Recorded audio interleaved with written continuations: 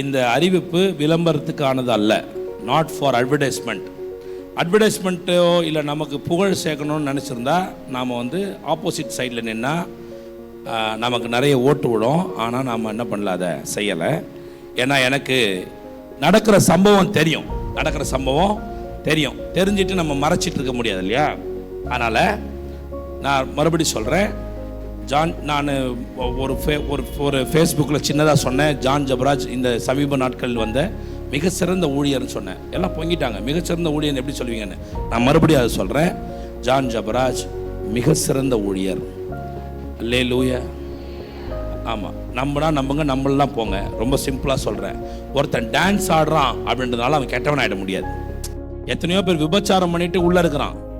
அதெல்லாம் விட ஒரு பெரிய பாவத்தை ஜான் ஜபராஜ் பண்ணிடல. டான்ஸ் ஆடுறது எந்த தவறும் இல்லை. எபிரேயர்களுடைய ஆராதனையை பார்த்துருக்கீங்களா?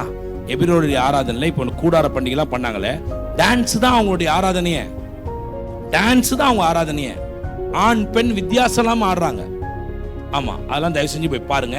ஆமாம், பழைய ஆட்கள் இருக்கீங்க, பழைய பாஸ்டர்கள்னு சொன்னோன்னா கொஞ்சம் இல்லை எல்லா பாஸ்டரையும் சொல்ல, எனக்கு ரொம்ப பிடிச்ச ரொம்ப நல்லவர்கள் இருக்காங்க.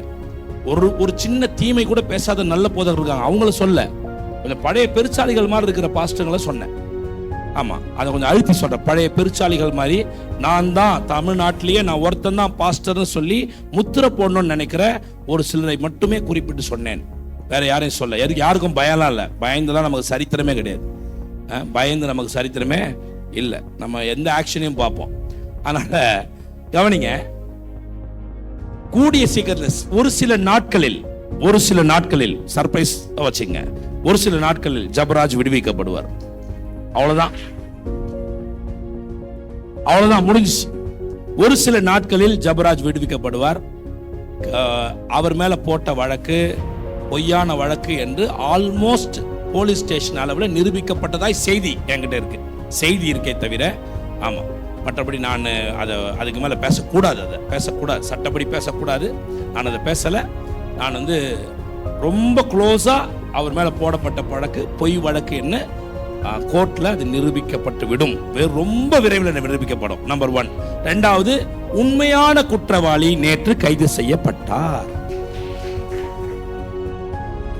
இன்னும் ஒரு குற்றவாளி இருக்கிறார், நாளை மறுதினமோ கைது செய்யப்பட வாய்ப்பு இருக்கிறது. குழு சொல்றேன், குழு ஜஸ்ட் குழு.